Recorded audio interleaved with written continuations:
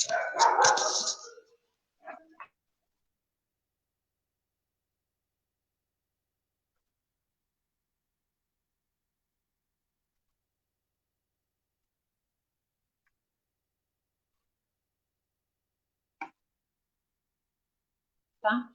Doutor, Oi? eu não estava ouvindo a senhora. Eu tinha desligado o som para falar com meu filho. Boa noite, gente. Estamos um pouquinho atrasadas, mas aqui estamos. Acho que deu algum problema na conexão. Quem tiver online, dá um feedback para a gente se a imagem tá boa, o som, para a gente poder saber de vocês se tá bom, se não tá, como que tá a imagem. Esperar um pouquinho, doutor, como a gente chegou atrasada, acho que o pessoal ainda não entrou. Vamos chamar o pessoal aqui.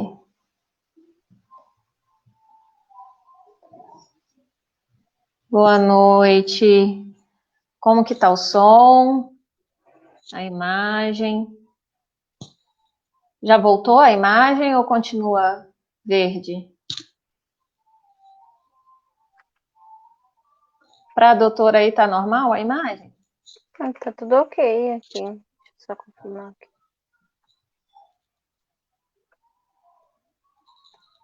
Eu perguntei aqui também se tá ok.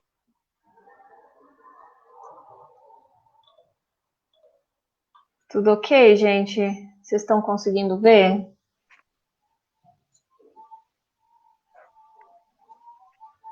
Aqui para mim tá normal.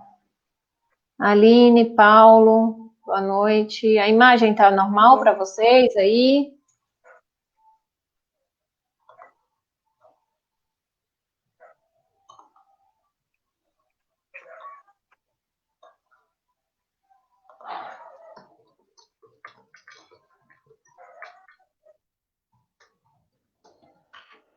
Tá normal, Aline? Ah, então acho que voltou. Vadna, eu acho que deve ser no seu computador então, porque o pessoal aqui disse que tá normal a imagem. É o Adna. Vadna, Uhum. acho que deve ser a conexão dela. Voltou. Bom, espera só mais um pouquinho o pessoal entrar, né? Desculpa, gente, pelo atraso, imprevistos. Segunda-feira começou agitada, né, doutora? Estou chamando o Bem pessoal corrido. aqui para entrar. É o Adna. Desculpa, perdão, Adna.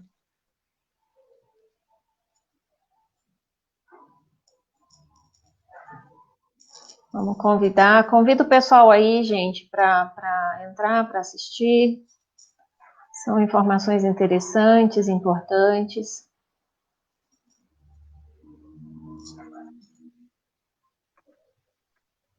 Combinar aqui também. Bom, já temos algumas pessoas aqui, doutora. Vamos começar então. Bom, novamente vou me apresentar para quem não me conhece. Eu sou Daniela Silva, sou advogada especialista em previdenciário. E hoje eu e a doutora Nancy vamos falar um pouquinho sobre as alterações no requerimento administrativo da aposentadoria especial que o decreto 10.410 trouxe, né, para esse benefício. Então, vou deixar a doutora Nancy se apresentar também para vocês, apesar que a gente fez uma live há pouco tempo, mas é sempre bom refrescar um pouquinho a memória do pessoal. Fica à vontade, doutora. Boa noite, doutora. Boa noite a todos que nos assistem.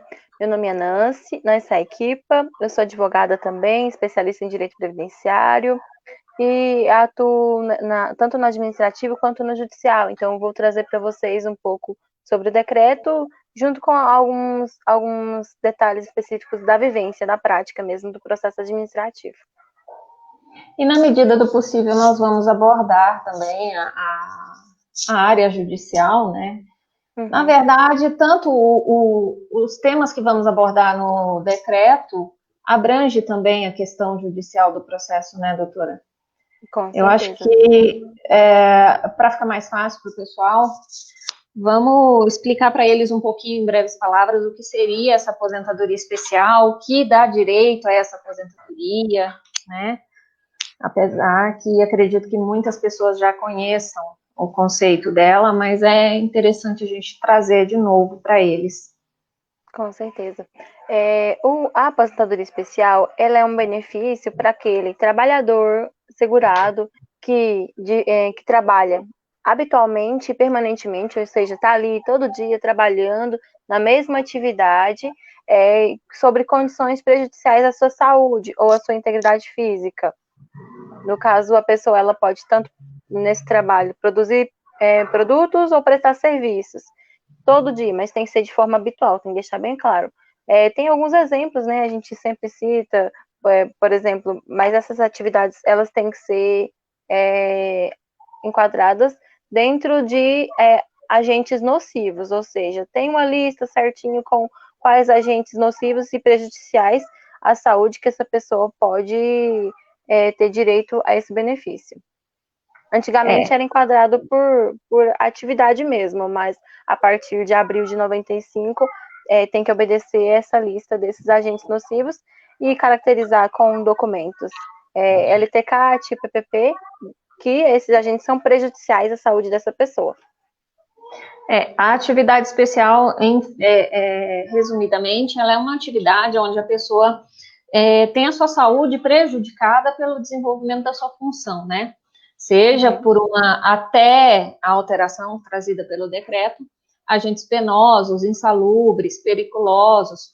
Com o decreto, houve uma alteração substancial nessa questão dos agentes, né? Também da reforma previdenciária trouxe algumas peculiaridades, excluindo algumas nomenclaturas dessa atividade especial.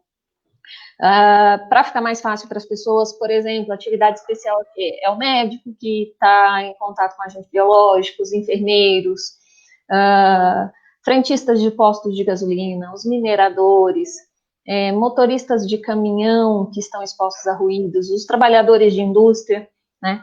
Até o decreto, então, a gente tinha uma lista com agentes nocivos, onde isso se enquadrava, e tinha que ser observada as regras trabalhistas, as normas para a feitura do LTCAT, do PPP, do PCMSO e demais laudos.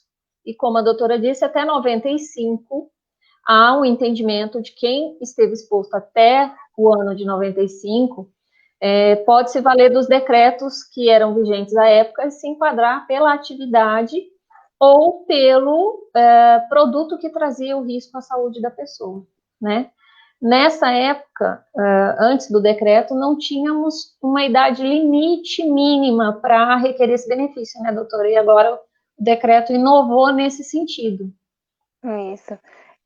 A emenda constitucional já trazia. A emenda, na verdade, já trouxe essa inovação que veio ratificada agora pelo decreto, né? Isso, tinha uma regra de transição na qual somavam-se pontos e a partir desses pontos estabelecidos com a soma da idade ou do tempo de contribuição fora da atividade especial e da atividade especial, a pessoa alcançando esses pontos conseguia se aposentar por atividade especial.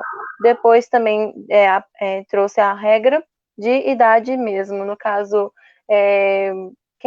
se você completasse no caso de atividade de 15 anos, era 55 anos de idade, deixa eu só puxar aqui 20 rapidinho. anos são 58 anos de idade e isso. 25 anos, 60 anos de idade, né? Isso veio ratificado agora pelo decreto. Isso, ela apenas adaptou, né, porque não tinha no decreto 3048, então alterou isso dentro do decreto 3048. Na verdade, desculpa interromper, doutora, só para o pessoal ficar mais, entender um pouco mais fácil, esse decreto ele veio justamente para regulamentar aquelas partes em que a emenda constitucional não trouxe previsão, porque em grande parte a emenda traz a possibilidade de que as matérias por ela alteradas sejam regulamentadas por decretos, por outros normativos. Leis complementares. Né? Leis complementares. Então, agora, a partir de agora, serão iniciados os trabalhos para essas leis complementares, esses decretos, para trazer essa regulamentação que ficou faltante na emenda constitucional, né? E a aposentadoria especial foi muito afetada nela agora, né? Uma coisa que nós estávamos comentando antes de começar a live que achamos muito importante é sobre essa questão dos agentes nocivos da saúde que antes, no caso, exemplificando aqui, no caso de agentes cancerígenos, antes do decreto 10.410, só o fato da pessoa trabalhar, lidar diariamente, habitualmente com os agentes cancerígenos, fazia com que essa atividade que ela exercia fosse especial. Agora, dentro do decreto, tem a regulamentação de que o agente pode ser cancerígeno, mas tem que ser comprovado por meio de documentação que os EPIs que a pessoa utiliza não são eficazes. Então, tem que haver essa contestação. Antigamente era só mencionar agente cancerígeno, então a pessoa já estava incluída dentro dessa atividade. Pode falar. Na verdade, o que acontece? Transmitiu agora para o segurado, né, o ônus de comprovar que ele teve a saúde, a saúde prejudicada pela exposição ao agente, né? Antes, a obrigação era do empregador comprovar que os EPIs eram eficazes, né? Porque o EPI até então tinha determinados agentes como ruído, os agentes cancerígenos, os agentes biológicos. Nós sabemos que, tecnicamente, como juristas, nós sabemos que não são eficazes para prevenção e para afastar de forma total o risco à saúde do trabalhador, né? E com o decreto agora ficou um pouquinho mais complicado, porque nós vamos ter que comprovar efetivamente que esse EPI não tem não consegue isolar o trabalhador, né? Cumprir. Tem que seguir todas. Se ele estiver dentro do regramento das NRs trabalhistas, ele vai ter presunção de veracidade sobre a exposição do agente, o que era reverso antes do decreto, né, doutor? Isso alcança não somente o agente cancerígeno, né, como outros agentes prejudiciais à saúde. A pessoa vai ter que comprovar mesmo que está sendo prejudicado naquela atividade que ele está exercendo, independentemente de uso de EPI, né, ele tem que comprovar, né, no caso, através de, vai ter que comprovar a validade, vai ter que correr atrás de tudo, da validade do EPI. Antigamente a gente tinha um tópico já dentro do perfil profissiográfico e dentro do LTCAT para contestar, mas como era mais simples, mais tranquilo, então nem sempre os advogados ou o próprio segurado contestava essa parte, mas agora tem que prestar bastante atenção nesse ponto e contestar mesmo se está válido ou não esse EPI. Validade, data de fabricação, se realmente está dentro do período de uso, se realmente troca no período necessário, porque todo EPI tem um período específico para ser trocado, para ser usado, né, um período de validade, então tem que atentar bastante a esse fato. Se ele é adequado para a função e para o agente que ele visa, né, a proteção, tudo isso era uma obrigação presumida do empregador, agora transformou-se para o empregado, né, trouxe para ele. Um exemplo muito claro que a gente, apesar de existir uma limitação de ruído, de decibéis, a gente muitas vezes conseguia desqualificar os PPPs relativos à exposição ao agente ruído, porque o ruído, ele não consegue ser suprimido pelo EPI, né? Mesmo o protetor auricular lá, o concha, ou qualquer outro EPI, porque ele atinge a pessoa não só por causa da questão do barulho, na questão auditiva. Ele tem estudos que o ruído ele afeta pela vibração, ele pode ser absorvido pela pele da pessoa, né? Assim, as ondas são absorvidas e isso acaba impactando na saúde do trabalhador. E agora, se o empregador seguir as regras das NRs trabalhistas e adquirir e fornecer os EPIs na forma como o decreto prevê, essa presunção de que os EPIs são eficazes vai prevalecer sobre a questão da saúde do trabalhador, né? No caso, caberia uma contestação aí posterior do trabalhador, né? Ele tem que vai onerar mais o trabalhador porque ele vai ter que contestar, vai ter que, né, replicar. Muitas empresas nós sabemos que não fornecem o EPI de forma adequada. Justamente para fugir daquilo que a gente já comentou na outra live de pagamento das contribuições que elas são obrigadas a fazer pela FAT, a SAT. Quanto maior o fator de risco, maior a contribuição, então elas lançam muitas vezes um fator de risco quase nulo para fazer contribuições menores. E entendo que o decreto veio nesse sentido na intenção de regulamentar, mas acabou dificultando um pouquinho mais para o trabalhador, e ele agora vai precisar, de fato, buscar a ajuda de um profissional muito habilitado e bem especializado no tema para conseguir impugnar esses laudos, né, doutora?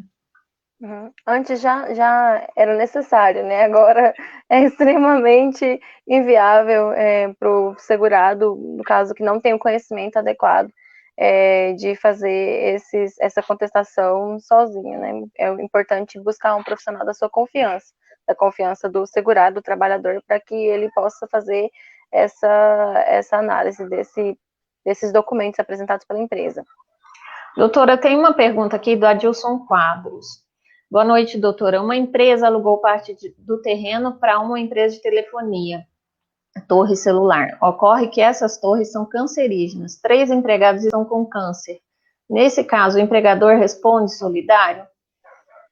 Adilson, não entendi muito bem a sua pergunta, mas assim, a princípio, o empregador, ele responde pelo dano à saúde do trabalhador, desde que comprove o nexo causal, tá?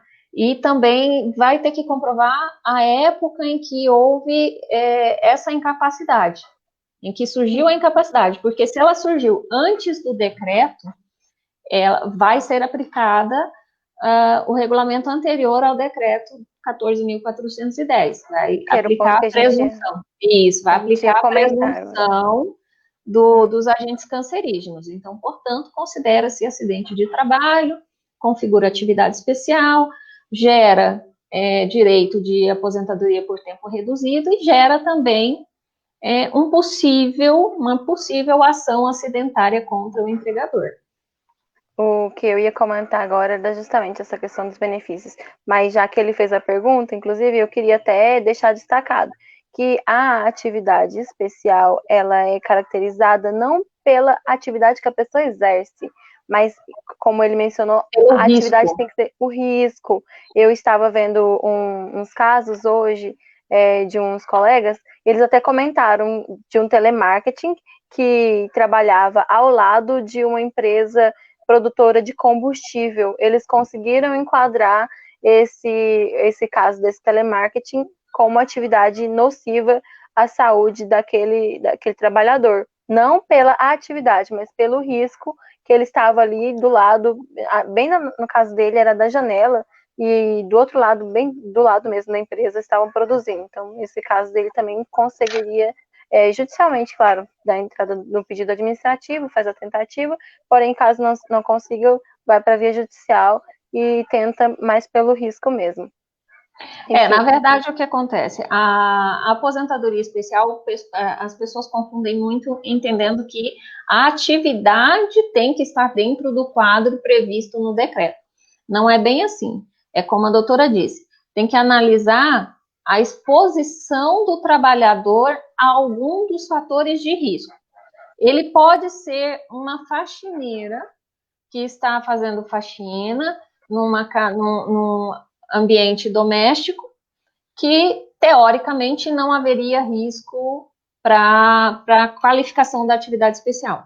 mas como a doutora disse, porventura ela está exposta a algum tipo de fator de risco exacerbado ou continuamente, se configurar o nexo de causalidade desse fator e a repercussão na saúde da trabalhadora, se configurar a exposição habitual, isso sim dá o direito. Então tem que analisar. Não é a questão da atividade em si. Antes de 95, tínhamos algumas atividades, como já falamos, em que presumidamente já se configurava atividade especial e dava o direito à aposentadoria. Hoje, até a entrada em vigor do decreto 14.410, a gente poderia fazer esse link entre a exposição do trabalhador com o agente penoso, o agente insalubre, independente da atividade. Um trabalhador numa fábrica na área administrativa. Normalmente, quem está na área administrativa não está exposto a algum fator de risco. Mas suponhamos que essa sala desse trabalhador é no chão de fábrica, ao lado do maquinário, que produz um ruído exagerado, um ruído acima dos limites aceitáveis. Configurado isso, esse trabalhador vai se enquadrar em atividade especial, tá? Então, aí, Adilson, o que precisa é a configuração realmente da exposição desses trabalhadores a esses agentes. Se eles estavam expostos a essas torres, eu entendo que eles têm o direito à atividade especial e, por consequência, talvez até mesmo uma ação acidentária contra a empresa. Vamos então passar para uma parte que faz parte da pergunta dele. Um ponto que faz parte da pergunta dele, a questão do dentro do decreto 10.410, ele trouxe uma alteração importante, negativa, porém importante, assim, destacar aqui no momento. Antigamente, antes do decreto 10.410, era permitido, caso ocorresse algum acidente dentro de trabalho, no caso da empresa, um acidente de trabalho, a pessoa receberia auxílio-doença ou aposentadoria por invalidez, e esse período que ela recebesse esse tipo de benefício estaria computando como atividade especial. Porém, agora, o decreto 10.410 diz o quê? Ele tirou do texto do artigo 65. Ele tirou do texto esse ponto, ou seja, hoje, se a pessoa sofrer, a partir da emissão do decreto 10.410, se a pessoa sofrer um acidente de trabalho, receber um benefício de aposentadoria por invalidez ou auxílio-doença, esses benefícios não vão entrar mais no cômputo da atividade especial. Por causa disso, porque foi retirado do texto. Sim, porque antes, se estivesse entre períodos contributivos, daria para enquadrar, né, doutora? Uhum. No caso, então, agora não vai enquadrar mais. A gente tem aqui uma série de situações que o decreto trouxe alterações muito importantes nessa questão, né? Uma questão importante é a alteração do cálculo do valor do benefício desse trabalhador. Porque antes, como não havia uma idade mínima, esse trabalhador ele não tinha incidência de fator previdenciário, recebia lá os 100% dos salários de contribuição, né, a apuração dos salários, e agora houve um impacto muito grande na fórmula de cálculo, né? É verdade. No caso, antes a média era dos 80% maiores salários, né, de contribuição. E de no 94 para cá, né, doutor? Isso, de 94 para cá. E, na verdade, aplicava-se o fator previdenciário. E hoje, com o decreto, a soma, no caso, com o decreto, ele trouxe o que? Ele trouxe que a média aritmética vai ser simples, né? Ou seja, vai pegar todo o período de 94 para cá, porém vai ser 60%. Não vai ser mais, não vai pegar mais, tirar os 20% menores salários, e a média vai ser do quê? 60% desse benefício, e vai somar 2% a cada ano que ultrapassar o 20º ano. No caso, isso vai entrar dentro das atividades que são de 20 e 25. O de 15 não vai entrar essa soma de 2%, certo? Porque no caso de 15 não vai ultrapassar os 20, né?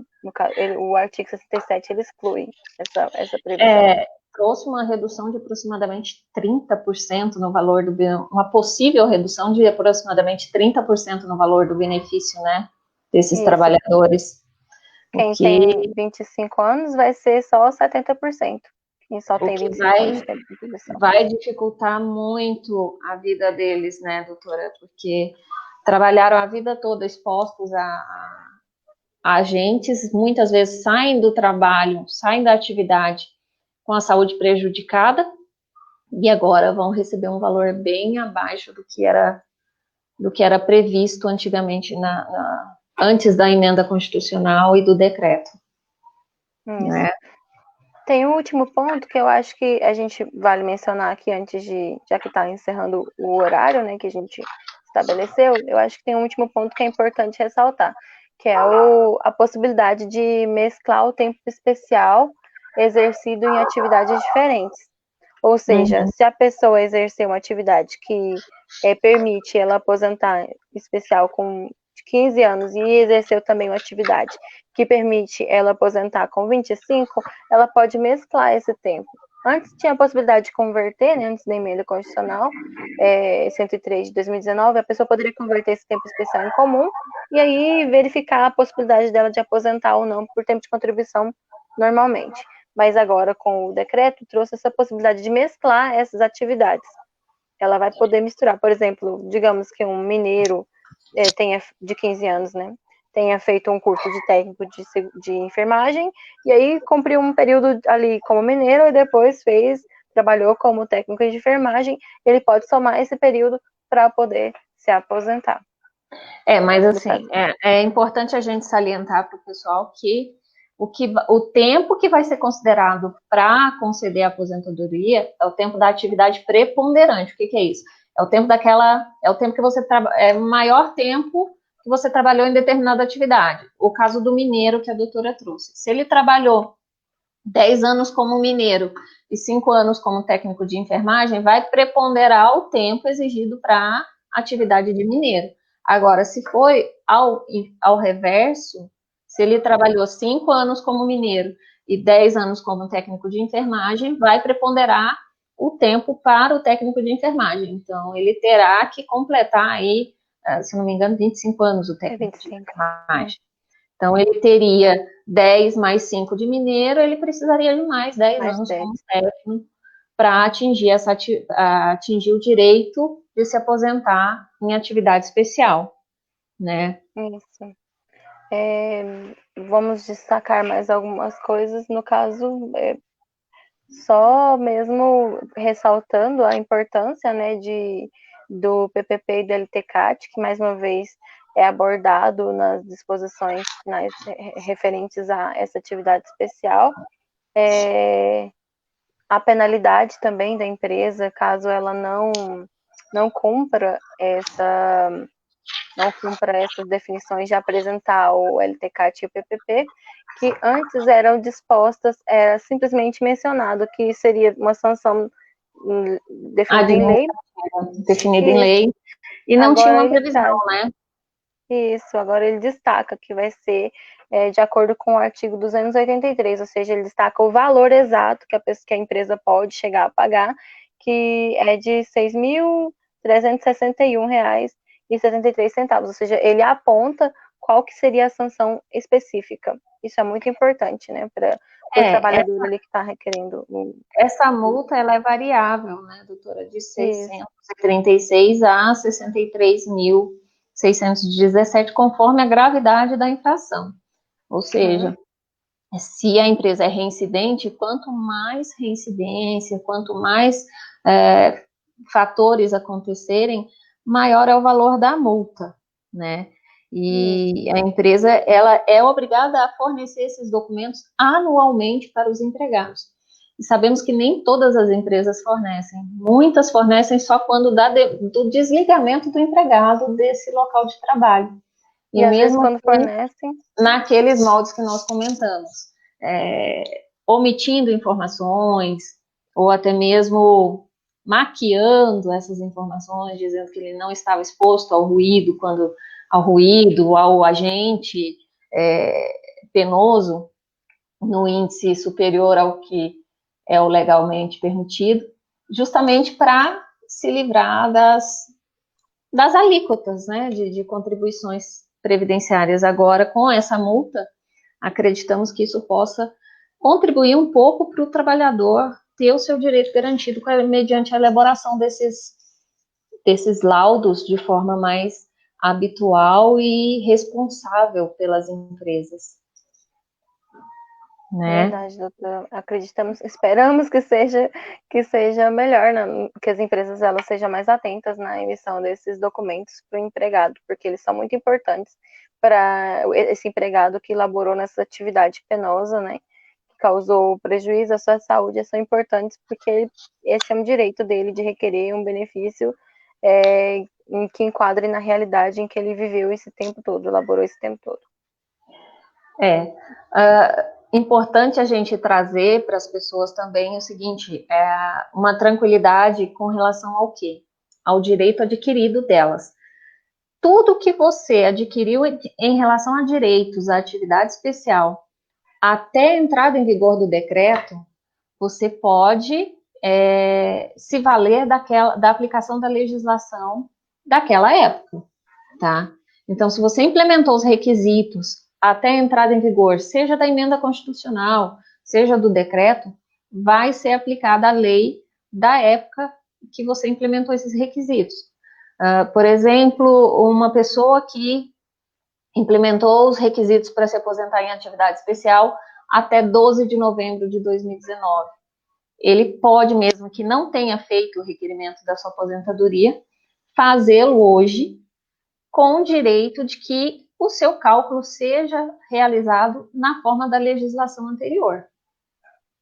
Tá? Então, isso é muito importante a pessoa se atentar, principalmente com relação à questão da conversão do tempo, que foi excluída, né, que era possível converter o tempo especial em tempo comum para soma na aposentadoria por tempo comum, prevista antes da emenda constitucional. Houve uma corrida muito grande, né, doutora, nos requerimentos para conversão do tempo, até porque a gente estava numa instabilidade muito grande se isso seria assegurado pela legislação ou não. A emenda não tinha previsão ainda, né? De regra transitória, não tinha. Não sabíamos se a emenda ia assegurar esse direito ou não, mas a emenda trouxe essa garantia. Então, se você trabalhou exposto a agentes e quer converter esse tempo especial em tempo comum, você pode fazer a conversão desse tempo até a entrada em vigor da emenda constitucional. Após 13 de novembro de 2019, não é mais possível essa conversão, tá? Então, isso é importante observar. O Adilson tem uma outra pergunta aqui. Uma pessoa trabalhou 2 anos numa empresa, foi demitida, em seguida arrumou emprego em outra empresa, porém não passou na experiência, já faz mais de 120 dias da demissão da primeira empresa. Nesse caso, ainda tem direito ao seguro-desemprego? Adilson, a gente não vai abordar essa questão do seguro-desemprego aqui, porque nós estamos falando de atividade especial. Mas, se ela teve, a princípio, se ela teve o registro nessa segunda empresa, ela não perde o direito ao seguro-desemprego. Precisaria dar uma olhadinha, porque teve alterações na legislação do seguro-desemprego, né, doutora? Eu não sou especialista em direito do trabalho, então também não vou conseguir te responder exatamente, Adilson. Seria o ideal. Depois eu posso consultar uma colega especialista e te dar essa resposta em box, tá bom? Me desculpa, mas aqui não é a pauta da nossa live hoje, então não conseguiremos te responder. Tá? A gente, é um tema muito extenso, muito detalhista, né, doutora? E que fica praticamente impossível a gente tecer comentários em poucos minutos, né? 35 minutos de live. Mas, basicamente, o que as pessoas precisam ter em mente é que, agora, o EPI, o fornecimento de EPI, se ele estiver dentro das normas regulamentadoras, ele tem presunção de que ele afasta a penosidade, ele afasta a atividade especial, ele pode anular essa atividade especial, né? Então, no caso, eles têm que ficar bem atentos, né? Pegou o EPI, verifica a validade, verifica a documentação, já fica atento a esses detalhes no dia a dia, né? Não pode esquecer agora, principalmente com essas alterações que foram trazidas. Isso, tem que ficar atento também, não só à questão dos EPIs, fique atento à sua saúde. Porque mesmo que o EPI esteja dentro das regras que aqui estabelece, o decreto estabelece que agora elas vão ser estabelecidas pela Fundacentro, né? Então, é importante você observar a sua saúde, porque se conseguir correlacionar os efeitos causados na sua saúde com a sua atividade e os agentes de risco, os agentes penosos, insalubres, você pode configurar uma atividade especial, tá? Porque, a exemplo, uma pessoa exposta a ruído pode ter problemas de hipertensão, problemas de fígado, vários problemas auditivos. Então, sempre fazer o acompanhamento audiométrico, né?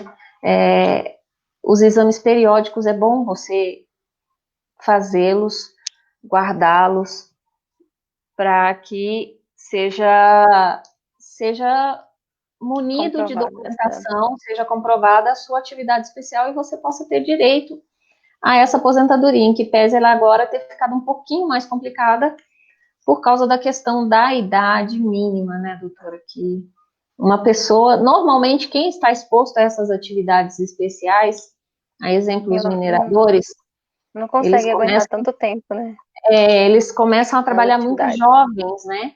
E aí a saúde vai se debilitando, e agora com esse requisito de idade mínima, pode ser que ele não consiga se aposentar, porque a repercussão, dependendo do agente, é muito grande na saúde desse trabalhador, que pode até mesmo trazê-lo a óbito ou tirá-lo do mercado de trabalho, o que consequentemente acarretará a busca por outro tipo de benefício, um benefício por incapacidade, talvez, né? Eu entendo que isso possa ocorrer daqui para frente. Mas boa noite. Eu só ia falar. Não, estou dando boa noite aqui para dona Lourdes, dona Geni, boa noite para vocês. Obrigada por estarem participando aqui com a gente. Então, aí no caso, cabe ao segurado, ao trabalhador, ficar atento a esses detalhes e, se ele verificar que tem um meio ali de se enquadrar nessa atividade, ou mesmo nas regras de transição que foram apontadas aqui, buscar esse direito, né? No caso, ficar atento, porque o direito, ele tá aí para isso, para atender as pessoas, apesar das alterações, apesar das mudanças, a gente sempre tem que, o direito tá aí para tentar atender a pessoa se enquadra dentro dos requisitos naquele período, principalmente no direito previdenciário, que a gente tem muitos lapsos temporais com mudanças, mas sempre tem um período ali que você pode se enquadrar, dependendo da sua realidade. Então, tem que buscar um profissional de confiança para poder fazer essa análise e verificar se você está dentro de alguma das realidades que a legislação permite você se enquadrar e requerer esse benefício. Fique atento também no que a gente comentou aqui, vamos frisar novamente, não é só a questão da sua atividade laboral, tá? É o risco a que você está exposto, é o agente, é o fator prejudicial à sua saúde.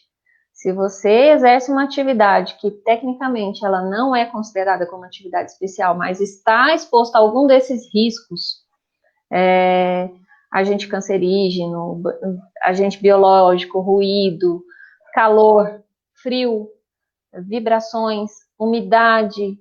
Então, se conseguir comprovar o nexo causal, comprovar a sua exposição habitual, você tem direito, você pode conseguir que a sua atividade seja reconhecida como atividade especial, tá?